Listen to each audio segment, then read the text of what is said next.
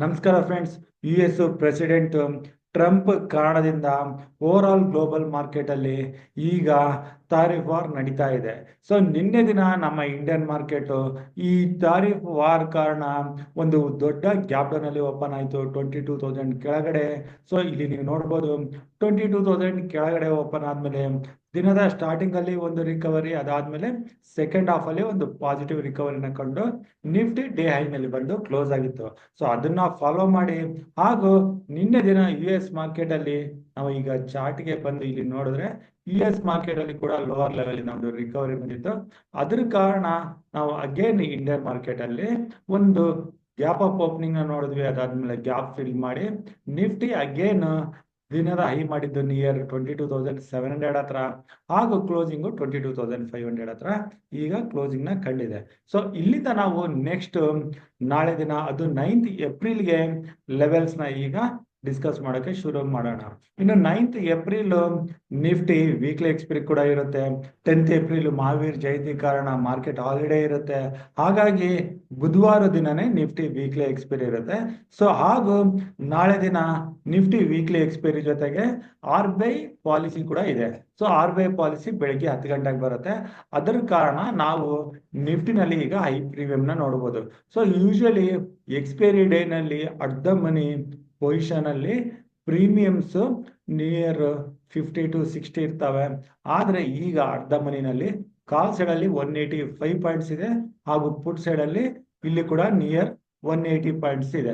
So ಈ ರೀತಿಯ high premium ಅಲ್ಲಿ ಆದಷ್ಟು ಆಪ್ಷನ್ ಬೈಯರ್ಸ್ ಕಾಶಿಯಸ್ ಆಗಿ ನಾವು ಟ್ರೇಡ್ ಮಾಡಬೇಕಾಗುತ್ತೆ. ಇನ್ನು ಈಗ ನಾವು ಟ್ರೇಡಿಂಗ್ ಲೆವೆಲ್ಸ್ ಬಗ್ಗೆ ಡಿಸ್ಕಸ್ ಮಾಡೋಕ್ಕಿಂತ ಮುಂಚೆ ನಾವು ಇಂಪಾರ್ಟೆಂಟ್ ಪ್ಯಾರಾಮೀಟರ್ಸ್ ಗಳನ್ನ ಒಂದು ಬಾರಿ ಕ್ವಿಕ್ ಆಗಿ ನೋಡ್ಬೇಕು ಅಂತಂದ್ರೆ ನಮ್ಮ India volatility index, India Vicks ಈಗ ಇದು ಇನ್ನು 20 ಮೇಲೇನೆ ಇದೆ. ಸೊ ಮಾರ್ಕೆಟ್ ಅಲ್ಲಿ ಇನ್ನು ಫಿಯರ್ನೆಸ್ ಇದೆ ಅಂತ ನಾವು ಹೇಳ್ಬೋದು.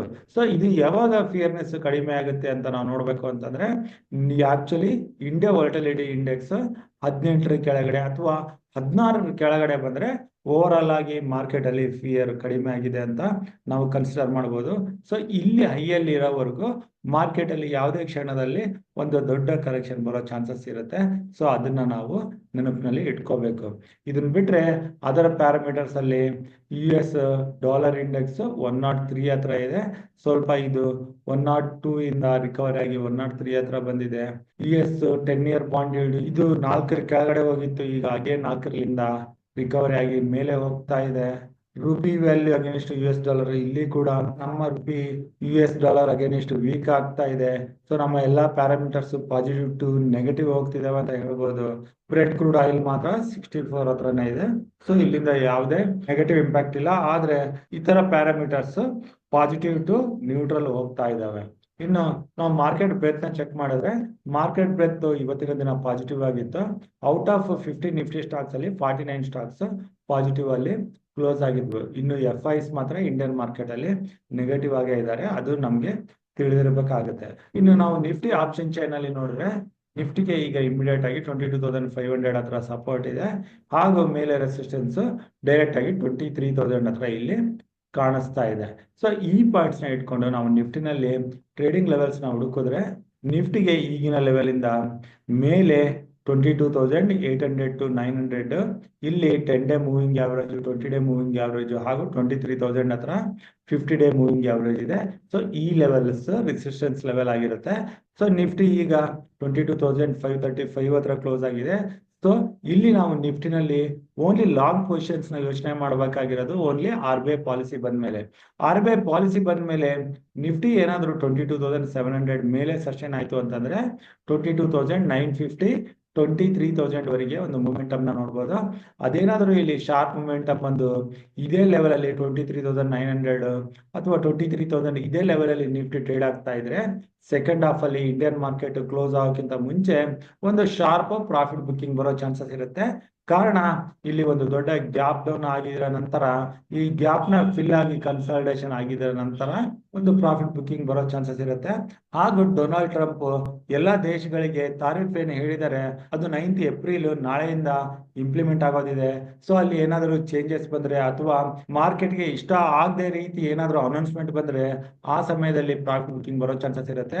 ಸೊ ಆ ಫಿಯರ್ ಕಾರಣ ಒಂದು ಪ್ರಾಫಿಟ್ ಬುಕ್ಕಿಂಗ್ನ ನಾವು ನೋಡೋ ಚಾನ್ಸಸ್ ಇರುತ್ತೆ. ಸೊ ನಿಫ್ಟಿ ಏನಾದರೂ ನಮಗೆ ಮೇಲೆ 22,900 950 ಹತ್ರ ಸೆಕೆಂಡ್ ಹಾಫಲ್ಲಿ ಸಿಕ್ಕರೆ ಅಲ್ಲಿಂದ ಒಂದು ಪುಟ್ ಪೊಸಿಷನ್ ತೊಗೊಳಕ್ಕೆ ನೋಡ್ಬೋದು. ಆ ರೀತಿ ಏನಾದರೂ ಶಾರ್ಪ್ ಪ್ರಾಫಿಟ್ ಬುಕ್ಕಿಂಗ್ ಬರೋಕ್ಕೆ ಶುರು ಆದರೆ ನಿಫ್ಟಿ ಕೆಳಗಡೆ 22,500 ಹಾಗೂ ಇನ್ನೂ ಕೆಳಗಡೆ ಕೂಡ ಬರೋ ಚಾನ್ಸಸ್ ಇರುತ್ತೆ. ಸೊ ಇದು ನಿಫ್ಟಿ ಆಯಿತು. ಇನ್ನು ಬ್ಯಾಂಕ್ ನಿಫ್ಟಿಗೆ ಬಂದರೆ ಬ್ಯಾಂಕ್ ನಿಫ್ಟಿಗೆ ಇಮಿಡಿಯೇಟ್ ಆಗಿ 10 ಡೇ ಮೂವಿಂಗ್ ಆವರೇಜ್ 50,700 800 ಲೆವೆಲ್ ಇದೆ. ಸೊ ಬ್ಯಾಂಕ್ ನಿಫ್ಟಿ 50,800 ಮೇಲೆ ಸಸ್ಟೈನ್ ಆದರೆ ಇಲ್ಲಿಂದ ನೆಕ್ಸ್ಟ್ ಶಾರ್ಟ್ ಕವರಿಂಗ್ ಬ್ಯಾಂಕ್ ನಿಫ್ಟಿನ ಮೇಲೆ ಈ ಲೆವೆಲ್ ಅಲ್ಲಿ ಇದು 51,500 ಆಗಿದೆ. ಸೊ 51,500 ಮೊದಲನೇ ಟಾರ್ಗೆಟ್ ಹಾಗೂ 51,800 ವರೆಗೆ ಬ್ಯಾಂಕ್ ನಿಫ್ಟಿ ಹೋಗೋ ಚಾನ್ಸಸ್ ಇರುತ್ತೆ. ಇನ್ನು ಬ್ಯಾಂಕ್ ನಿಫ್ಟಿನಲ್ಲಿ ಪುಟ್ ಪೊಸಿಷನ್ಸ್ನ ನಾವು ನೋಡ್ತಾ ಇಲ್ಲ, ಓನ್ಲಿ ಲಾಂಗ್ ಪೊಸಿಷನ್ ತಗೊಂಡ್ರೆ 51,500 51,800 ಅಲ್ಲಿ ಪ್ರಾಫಿಟ್ ಬುಕ್ ಮಾಡೋಕ್ಕೆ ನೋಡ್ಬೋದು. ಇನ್ನು ಸೆಲೆಕ್ಟ್ ಮಿಡ್ ಕ್ಯಾಪ್ ನಿಫ್ಟಿಗೆ ಬಂದರೆ ಸೆಲೆಕ್ಟ್ ಮಿಡ್ ಕ್ಯಾಪ್ ನಿಫ್ಟಿನಲ್ಲಿ ಬ್ರೇಕ್ಔಟ್ ಅಂತ ನಮಗೆ ಸಿಗ್ತಾ ಇರೋದು 11,138 140 ಇಂದ. ಆದರೆ ಇಲ್ಲಿ ಇಮಿಡಿಯೇಟ್ ಆಗಿ 10 ಡೇ 20 ಡೇ ಮೂವಿಂಗ್ ಆವರೇಜ್ ಇದಾವೆ. ಸೊ ಇಲ್ಲಿ ನಾವು ಲಾಂಗ್ ಪೊಸಿಷನ್ ತಗೊಂಡ್ರೆ ಇಲ್ಲಿ ಸ್ಟ್ರಕ್ ಆಗೋ ಚಾನ್ಸಸ್ ಇರುತ್ತೆ. ಓನ್ಲಿ ಪುಟ್ ಪೊಸಿಷನ್ಸ್ 11,000 ಕೆಳಗಡೆ ಬಂದು 10,900 ಕೂಡ ಬ್ರೇಕ್ ಆದರೆ ಇದರಲ್ಲಿ ನಾವು ಪುಟ್ ಪೊಸಿಷನ್ ತೊಗೊಳಕ್ಕೆ ನೋಡೋಣ. ಲಾಂಗ್ ಪೊಸಿಷನ್ಸ್ನ ನಾವು ಸೆಲೆಕ್ಟ್ ಮಿಡ್ ಕ್ಯಾಪ್ ನಿಫ್ಟಿನಲ್ಲಿ ಅವಾಯ್ಡ್ ಮಾಡಿ ಓನ್ಲಿ ನಿಫ್ಟಿ ಹಾಗೂ ಬ್ಯಾಂಕ್ ನಿಫ್ಟಿನಲ್ಲಿ ಲಾಂಗ್ ಪೊಸಿಷನ್ ತೊಗೊಳಕ್ಕೆ ನೋಡ್ಬೋದು. ಸೊ ಈ ರೀತಿ ನಾವು ಟ್ರೇಡಿಂಗ್ ಪ್ಲಾನ್ನ ಮಾಡಿಕೊಂಡು ಬುಧವಾರದ ದಿನ 9th ಏಪ್ರಿಲ್ ನಿಫ್ಟಿ ಎಕ್ಸ್ಪೈರಿನಲ್ಲಿ ಟ್ರೇಡ್ ಮಾಡೋಣ. ಸೊ ನಾನು ಕೊಟ್ಟಿರೋ ಮಾಹಿತಿ ನಿಮಗೆ ಇಷ್ಟ ಆದಲ್ಲಿ ಲೈಕ್ ಮಾಡಿ, ಶೇರ್ ಮಾಡಿ, ನಿಮ್ಮ ಅನಿಸಿಕೆನ ಕಮೆಂಟ್ ಬಾಕ್ಸ್ ಮೂಲಕ ತಿಳಿಸಿ ಹಾಗೂ ನಮ್ಮ ಯೂಟ್ಯೂಬ್ ಚಾನಲ್ನ ಸಬ್ಸ್ಕ್ರೈಬ್ ಮಾಡಿ. ಇನ್ನು ನಮ್ಮ ಮುಂದಿನ ವಿಡಿಯೋ ಬರೋವರೆಗೂ ನಿಮಗೆ ನನ್ನ ಕಡೆಯಿಂದ ಧನ್ಯವಾದಗಳು. Thank you.